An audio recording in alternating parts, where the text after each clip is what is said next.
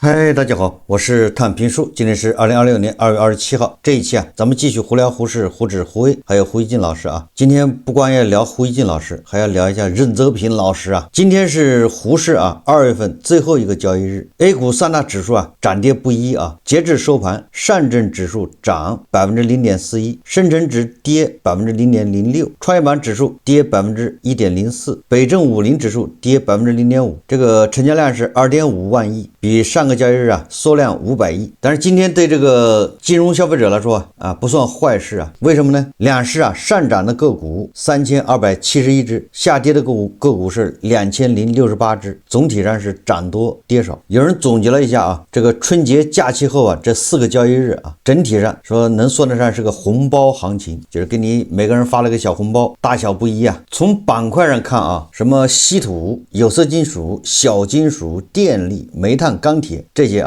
突然漲幅居前，而這個存储芯片什麼工程機械人工智能這些跌幅居前。这個還跟这個美股有一定的關聯隔夜美股漲跌不一，主要是那個英偉達財報雖然超預期，但是股價卻大跌超過5%，市值一夜蒸發1.77萬億人民幣。這個費城半導體指數跌了3.2%，科技股集體承壓，美股科技股殺跌英偉達一夜之間萬億市值灰飛煙滅。從港股來看，港股雖然也漲了，但是科技股也是分化，所以 A 股今天是跟着外圍，就是科技股也是一樣的調整，什麼人工智能、什麼算力、什麼 AI 應用統統的都在回調。這是股市的一個基本情況現在離最高點還就一步之遙了不是說這個就是離最近的，不應該4200點吧一步之遙。總體上看，我覺得在這個兩會之前它 A 股應該不會有什麼大問題，暴漲我不知道但是應該不會暴跌吧。這個每年兩會之前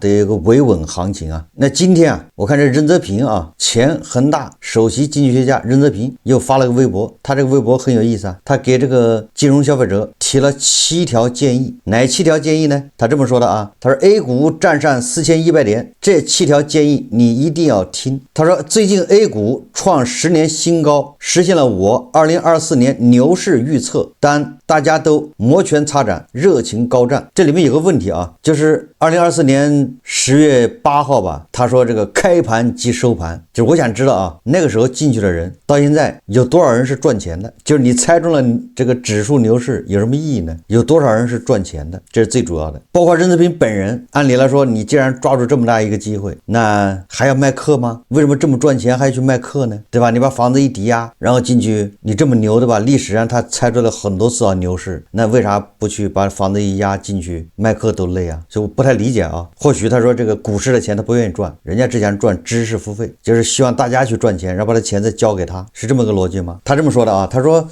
今天我要給你7條建議，有的你可能沒聽說過，有的你可能會覺得老生常談，但你仔細聽一個20年經驗大滿貫冠軍分析師的真心實話。他大滿貫分析師或許能夠在關鍵時幫到你。市場有漲有落，有其規律性，有其魅力，但也有其殘酷性。對此要有充分了解，保持良好心態，不要影響正常的生活和工作，修煉心性，提高認知，尊重市場，才能享受過程7條建議很寶貴，7個寶貴的建議。第一條叫理性看待市場波動，尊重市場規律，切忌被情緒左右市場。市場總是充滿不確定性，不要被漲跌帶着情緒走。在市場中，人性、貪婪、恐慌等情緒都會被無限放大，由此極易做出錯誤決策，一震盪就出局，一漲就加倉回來，反覆折騰，常見，但結果往往不好。要潛心做好宏觀行業公司的基本面分析。20年的經驗告訴我，行情總在絕望中重生，爭議中上漲，狂歡中崩盤。我們要在炮火中挺進，在煙花中撤退。總體上看，這第一條是不值錢的。為什麼叫不值錢呢？就是叫正確的廢話，沒有任何指導意義。就是我到底買還是不買，是買還是賣，你告訴我，對吧？或者說你告訴我，就建功爺叔這種，你說一下他該怎麼做，這才叫指導意義否則的話，你扯淡，什麼震盪出局，不要追漲殺跌，不要在什麼別人貪婪的時候你要退出，別人這個恐懼的時候你再進入，這些東西有什麼意義呢？這不叫正確的廢話嗎？不要被情緒左右，你要研究宏觀行業公司基本面，全市场2.6億小散戶，哪個能做得到？任泽平老師啊，摸着良心問一問，你這和要求人做孔子有啥區別呢？對吧？你要求人人都做聖人唄，怎麼可能呢？你說全市場啊，2.6億散戶，有幾個人能做到宏觀行業公司基本面分析？我覺得建功爺叔倒是做到了，一套了10幾年，對吧？他既研究这個建築行業，又研究，對吧？上海建工這公司，而且人家是長線操作。他的第2條建議呢，就更加說明他心虛了啊。第2條建議啥呢？說閒錢做配置，忌賭徒心態，不盲目加槓桿。他這話又是正確的廢話，沒毛病啊。但是啊，你既然你這個信誓旦旦這是牛市能賺錢，那為啥還用閒錢做配置呢？不盲目加槓桿，也就是說他潛台詞就是這個牛市也不一定賺錢，也可能賠錢，對吧？如果說閉着眼賺錢，大賺小賺的問題，对吧？那我小賺 0.5%， 那我也可以加槓桿。也就是任澤平他自己心裡虛得很，他潛台詞就是你要進來了也可能要賠錢，正因為賠錢所以你不能加槓桿，你要加槓桿你就賠得多啊。如果是只要掙錢啊，哪怕掙多掙少，你加槓桿不掙得更多嗎？只要是掙錢啊，所以說啊，他自己也承認，就是你即便是牛市也不是你能賺錢的，是不是這個邏輯啊？對吧？確保不會影響短期生活質量，保持從容、體面和耐心，也就是你把你不用的錢放到股市裡面，這個和這個任澤平平常吹的也不一樣了。任澤平動不動就吹這是近10年或者近多少年什麼一次唯一的機會，逆天改命的機會一大堆的，或者逆天改命你就拿閒錢去改命什麼，我就不太理解啊。就他这是矛盾很突出啊，就是說对吧？一邊說這是牛市啊，呼籲大家都進去，一邊又說啊你不要拿這個多餘的拿閒錢，那還不是說明這個牛市可能要賠錢嗎？是不是這個邏輯啊？他後面也承認了啊。第3條就是說這個的，說牛市不意味着能賺錢，忌追漲殺跌，頻繁操作，反覆折騰。格雷厄姆有句名言，牛市是普通投資者虧損的主要原因，牛市會讓人產生自己是股神的錯覺，激進操作，追漲殺跌，一頓操作猛如虎，但漲跌全憑運氣。這個只要有一定股齡的股民都有這個體會啊，這個沒毛病。但是啊，你既然也知道牛市不意味着能賺錢，那你為什麼忽悠散戶進去呢？這個就是在這兒啊，你為什麼不告訴，對吧？你先告訴散戶，這些別看它指數牛市啊，你進去一樣會賠錢，你要小心。那我們再回頭看一看，那你任澤平看出這個指數牛市有什麼意義呢？它牛市和熊市有啥區別呢？反正進去都可能賠錢，對吧？這就是我一直在說的，咱們這個市場它不是個正常市场，牛市熊市你都會賠錢，你進去就是做貢獻的，褲衩子都給你割掉了。所以說你在鼓吹牛市有啥用？你讓那些小白啥也不知道的提着錢进去了，人家現在已經被套住了啊！現在你告訴人家啊，牛市不意味着能賺錢。第4個呢就是扯淡了啊！他說提升認知是關鍵，切忌聽風就是雨。說有些新進市場的朋友盲目聽信所謂的內幕消息，連這個公司是幹什麼的都沒搞清楚就敢買入，但這些人都是任澤平呼籲進去的，都是聽到任澤平這樣的人天天鼓吹牛市賺錢，這些小散，對吧？這些傻白甜拿着錢就進去了，你這時候又出來說啊，你不能這樣，切忌聽風就是雨。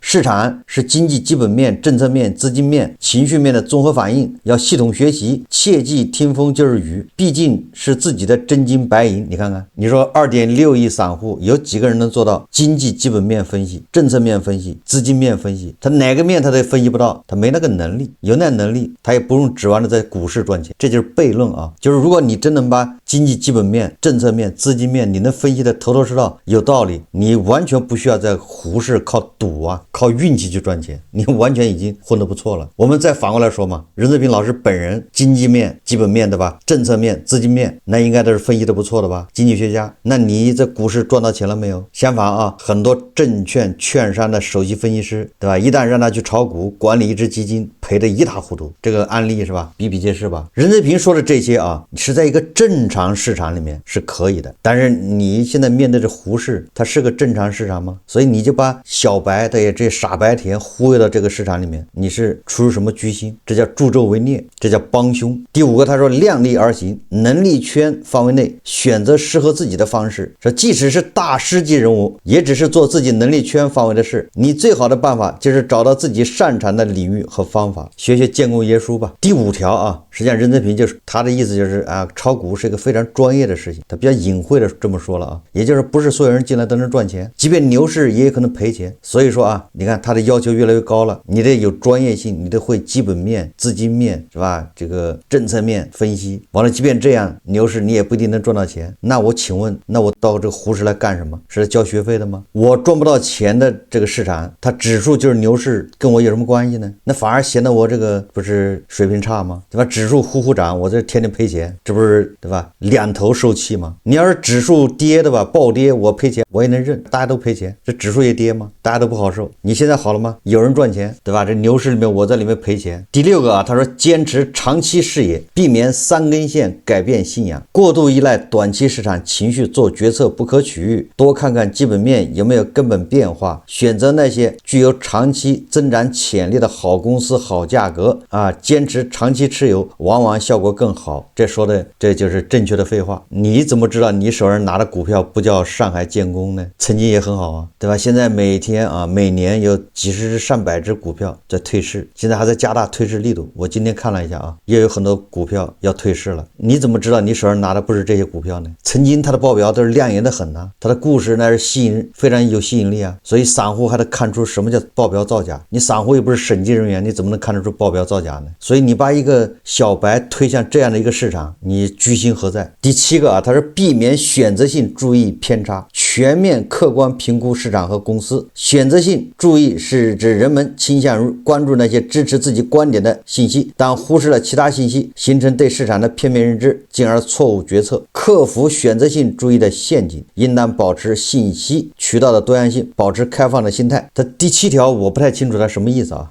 它指的意思恐怕就是如果你認為這股市要漲的話，那你想想它會不會跌啊？你看看跌的方面的這個信息叫多樣性嗎？如果你認為這股市要跌的話，那你看看哪些信息啊？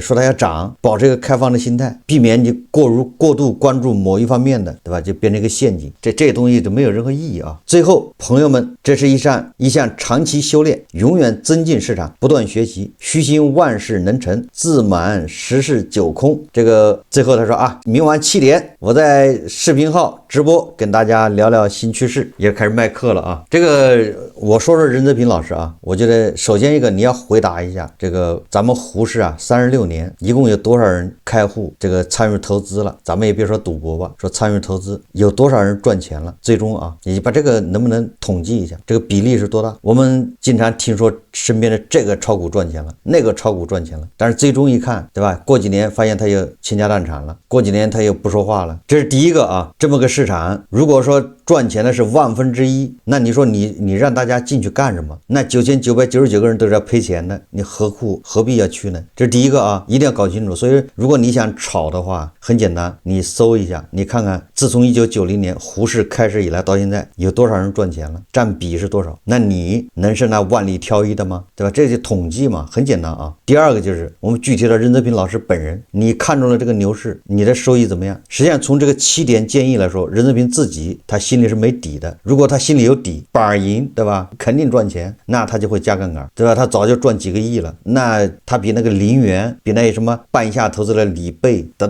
那都牛多了，对不对？那都說對了嘛。你比那個東方港灣的但兵也還牛，对不对？所以大家一定要記住了，實操和理論那是兩碼事。坐而論道容易，實操，對吧？那是人跟自己鬥爭啊，你自己克服自己的這個缺點弱點，而人的缺點弱點是很難克服的。江山易改，本性難移，對吧？還狗改不了吃屎，這些本性是很難改的。所以你人性的弱點在胡適裡面你很難說我把它克服了。所以我覺得任澤平老師這第二個啊，你就問問自己。第三個就是什麼呢？就是任澤平是那恒大爆雷以後啊，任澤平老師本來有一次直播啊是要講啊這個大概其呢就是經濟要崩盤啊7個原因，就是我記不清了啊，反正有很多网友應該記得這事。結果在直播間裡講到第3個的時候就被抬出去了，然後就第2天就被叫去談話。從那以後啊，任澤平老師就是叫什麼唱響中國什麼經濟光明論，哎，他發現他痛定思痛啊，發現這個才是正道啊，是唱響，然後這可以公開的賣課，可以扯着嗓子喊，不要緊的，沒人管他。那說好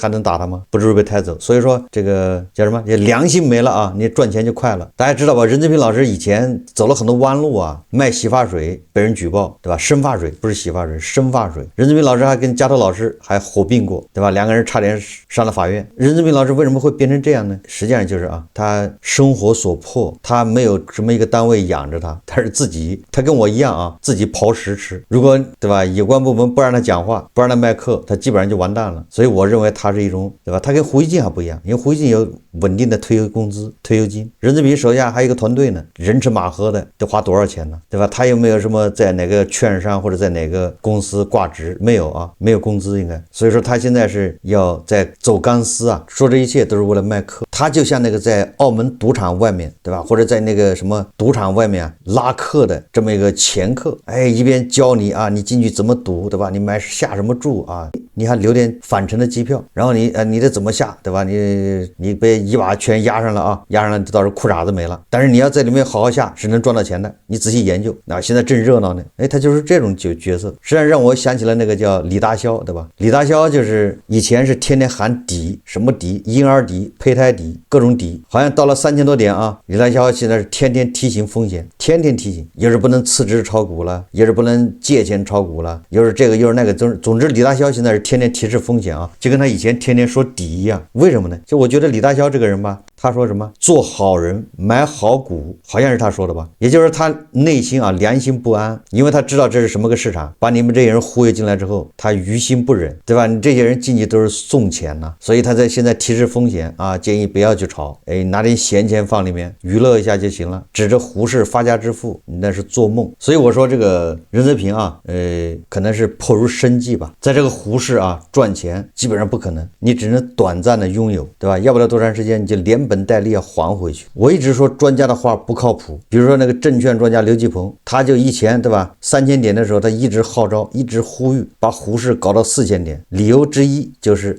胡適到了4000點，居民財富增加，股民有收入了，然後就消費是不是就旺盛了？結果啊，胡適從3000點漲到4000點，消費卻一路下滑，完全是反着來的。專家不說了，現在要到4500點，到4500點很容易到啊，我覺得今年年底保不齊就能到4500點，5%的增長嘛，对吧？跟 GDP 匹配嘛，沒毛病啊。反正指數能到這兒，只有你股票到哪兒是誰也管不着。問題是你到了4500點，消費就好了嗎？就我在想啊，人為的拉指數就能讓經濟好起來，那就不直接印錢不就完了嗎？咱們印刷厂難道產能不足嗎？咱們印刷廠應該產能富裕啊，開足馬力印票子不就完了嗎？印完發，這不就經濟問題都解決了嗎？所以說啊，我一直說這個胡適啊不值得咱們去投，因為什麼呢？裡面欺詐善事，財務造假，操控股價，大股東跟散戶利益是相悖的，零和博弈，對吧？這整個的基本面不支持，整個公司盈利是在下滑的啊，交易規則不透明不公正，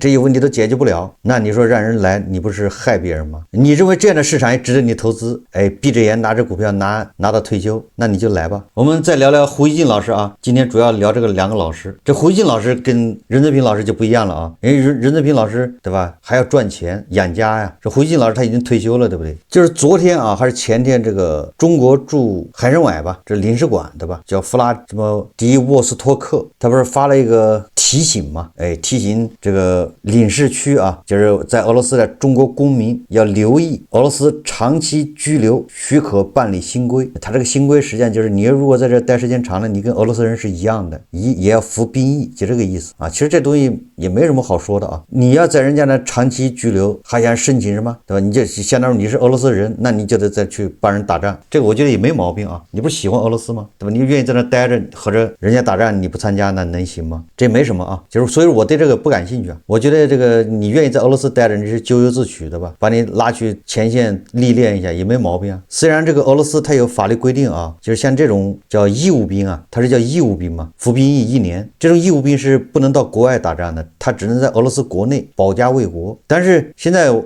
烏戰爭他已經沒有前線後方之分了，大家懂嗎？对吧？那無人機導彈不是它亂飛。總之啊，如果你要去當兵的話，還是很危險的，就這麼個事。這胡锡進老師啊，他發了個微博啊，他這麼說的，他說老胡看了他的細則，裡邊有模糊之處。現在在俄除了經商的多，留學生已突破6.6萬人，而且繼續增長，大家都需多加小心，防止稀里糊塗成了壯丁。這胡锡進這個解釋不一定對啊，但是我也没有必要為俄羅斯洗地啊，那就按胡锡进老師的解释来理解吧，就是你只要在俄羅斯待着，你就有可能啊要到前線去打仗，就是警報拉響啊，防止稀里糊涂成了壯丁。領事館提醒是领事馆提醒，對吧？就是說你要長期在這住的話，我要提醒你一下，你有可能要到前線，对吧？要服兵役，這是領事館提醒的。但是老胡的解釋是不是擴大了，对吧？是不是這個捕风捉影？這不一定啊。所以說，普京俄羅斯這個政策目的到底是什麼，咱們也没必要去猜。我倒对胡锡进下面的說法感興趣。按照胡锡进的說法，那這個肯定是个對中國人來說是個惡政，肯定不好啊，讓你小心吶。好，胡锡進老師下面說啊，他說俄烏戰爭到今天已經持續了4年，雙方兵源都很緊張。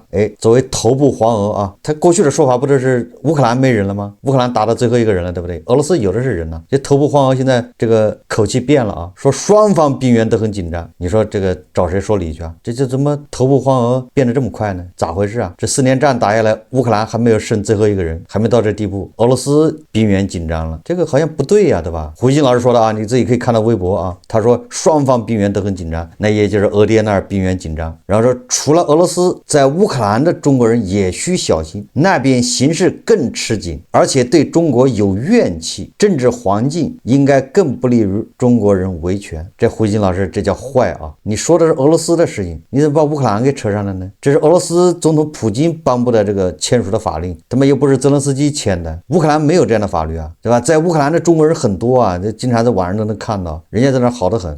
然後他說啊，而且對中國有怨氣，這句話不知道從哪兒來的啊，這實際上叫做賊心虛。就是胡錫進老師啊，他天天污衊烏克蘭，對吧？詆毀烏克蘭的反抗，他自己心虛，他認為我他媽天天罵烏克蘭啊，我詆毀烏克蘭，所以烏克蘭人對我有意見，對我有意見就是對中國人有意見呢，所以啊，那烏克蘭肯定是對中國啊不友好，這裡面是吧？這是不是差着好幾層意思啊？誰說烏克蘭人對中國不友好了呢？他有可能對胡錫進老師不友好啊，也可能啊，但是不代表對中國不友好啊。烏克蘭為什麼對中國有怨氣啊？實際上也沒什麼怨氣啊，為什麼呢？你看現在大量的中國人在烏克蘭待着，不照樣對吧？該工作工作，該學習學習嗎？沒有看見烏克蘭國內啊有反華，對吧？這種傾向。他說烏克蘭的政治環境應該更不利於中國人維權。這個胡錫進老師就戴着個厚厚的有色眼鏡，對吧？來評論烏克蘭。你本來是俄羅斯普京，對吧？這個總統簽署了一個法令，你把烏克蘭給捎帶上罵一頓，所以這人啊，這叫壞。這個壞比那個任澤平要壞，對吧？任澤平我們要理解他是生活所迫，為了生活。你這胡錫進老師，對吧？你這個就純粹有點這個為了俄爹，那是臉都不要了。俄爹把自己臉打了一巴掌，然後他說：“哎呀，烏克蘭要打更重啊！”他就這個邏輯啊。還好是挨了俄爹的一巴掌，要是挨了烏克蘭一巴掌，那這臉就腫了，牙都打掉了。最後呢，來一句啊，他說：“總之啊，目前在俄烏的中國人都需小心謹慎，作為個體絕不捲入兩邊的戰爭和政治，而且一定要做到自己的身份完全合法，確保中國使館溝通渠道暢通，實現自己的絕對安全。”那不對啊，你在俄爹那兒，那不就拿那個那叫豬肝紅是吧？護照那不是暢通無阻的嗎？在俄爹那兒不是座上賓嗎？俄爹不是幹免簽嗎？對吧？無上限，怎麼好像按照胡錫進老師這個意思，就是我們去了俄爹那兒還有危險？那叫什麼友誼啊？不是胡錫進老師到底什麼意思啊？就是胡錫進老師意思就是俄爹也得防着唄。所以我一直說啊，你這個大俄跟東大它沒有什麼互信啊，就是你看像胡錫進這樣的親俄分子，對吧？黃俄他跟俄爹也不是100%信任的，這個都不算啊。讓胡錫進老師最尷尬的是胡錫進老師2個個老朋友打起來了。本來老朋友就少了，對吧？越來越少啊，結果2個老朋友還幹起来了。2个老朋友干起来，那不是親者痛，仇者快嗎？讓這個美西方看笑話了嗎？咋回事呢？這個事還挺大啊。我看根據媒體報道啊，就是2026年2月27號，巴基斯坦居然出動空軍呢，把阿富汗塔利班的總部給炸了。巴基斯坦國防部長赫瓦賈阿西夫在 X 上公開喊話，說我們的耐心已經耗盡，現在是我們和你們，就是阿富汗塔利班政權之間的公開戰爭啊，這個算宣戰嗎？國防部長啊，你在 X 上面已經對阿富汗塔利班宣戰，這是公開戰爭。同時，巴基斯坦發動了代號叫“正義之怒”的行動，對阿富汗首都喀布爾、精神中心坎大哈以及帕克蒂亞省進行了大規模空襲，針對的是阿富汗塔利班的軍事設施、指揮所、彈藥庫等。根據媒體報道啊，說巴方摧毀了喀布爾的2個旅的總部，以及坎大哈的一個軍團總部和一個旅總部。這些目標被巴基斯坦描述為塔利班國防設施，而塔利班則是稱這是對主權的侵犯。這到底為什麼打呢？啊，這個我看媒體報道啊，是這個阿富汗的塔利班啊，他襲擊了這個就是邊境線上的巴基斯坦的哨所。2月26日晚，阿富汗塔利班突然對巴基斯坦邊境多個哨所發動大規模進攻，聲稱是報復巴方此前的行動。阿方稱打死數十名巴軍，俘虜多人，佔領摧毀10幾個哨所。巴方則說這是塔利班的無端侵略，立即還擊。所以2月27號凌晨啊，巴基斯坦空軍就出動，對喀布爾、坎大哈等設施精準打擊。巴方通報啊，已擊斃133名阿富汗塔利班武裝分子，傷200多人，摧毀阿富汗27個哨所，佔領9個。目前衝突仍在繼續，雙方邊境多地交火。塔利班已放話要報復，甚至啊提到準備自殺小隊，也就是這個要搞那個人肉炸彈。巴方宣稱堅決粉碎任何侵略。這兩人對吧？胡錫進老師倆老朋友打在一起，這到底為什麼呢？對吧？塔利班不是胡錫進老師老朋友嗎？那巴基斯坦那就巴鐵呀，所謂何事呢？實際上啊，都是為了一個叫 TTP。什麼叫 TTP 呢？就是巴基斯坦塔利班。阿富汗塔利班是阿富汗塔利班，巴基斯坦還有個塔利班。這個說來就話長了啊。這個巴基斯坦塔利班運動和阿富汗的塔利班運動，它是本是同根生吶，同一個根兒。這個巴基斯坦的塔利班，它的目標是推翻巴基斯坦政府，在巴基斯坦建立一個更加保守的伊斯蘭這麼共和國，就這麼一個意思。那就相當於巴基斯坦的這個反政府武裝啊，這個巴基斯坦一直在打壓的。當阿富汗被美國對吧這個管制的時候，兩個阿富汗兩個塔利班都不行，所以說都受壓制。但是這回阿富汗的塔利班呢，他不是有了塊地盤了嗎？對吧？阿富汗被他控制了，所以他就開始保護那個巴基斯坦的塔利班。巴基斯坦塔利班他就沒事，他就躲到這個阿富汗去。巴基斯坦政府拿他沒辦法，打不着他，就這麼個事啊。然後就是阿富汗就是巴基斯坦指責阿富汗塔利班縱容包庇保護巴基斯坦塔利班。矛盾就是這個，當然還加上其他的一些恩怨啊，這個就比較多了。主要矛盾就是這個，而這個他們都是普什圖族啊，以及同一個民族啊，就是阿富汗塔利班和巴基斯坦塔利班。然後這個巴基斯坦塔利班他最近啊非常活躍，因為他有了根據地啊，就是阿富汗呢，所以說他在巴基斯坦境內到處搞破壞，搞恐怖襲擊。這個包括大國東大的工程師啊，東大的一些施工人員在那兒都遭到啊針對，就這麼個事啊。你說正義聯盟三哥被美國搞得焦頭爛額的。現在有今天沒明天，委內瑞拉已經交槍了，古巴據說也快了交槍，好嘛，你這內部巴基斯坦跟阿富汗兩人幹起來了，你這不就是加快了嗎？不知道胡錫進老師這回幫哪邊洗地啊？我們關注胡錫進老師這個表態啊，所以看這個正義聯盟瓦解這個速度大大超出咱們的這個預期啊。好，這期節目咱們就聊到這裡，感謝大家收看。如果喜歡我的節目，歡迎訂閱轉發，也可以在下方留言評論，謝謝大家。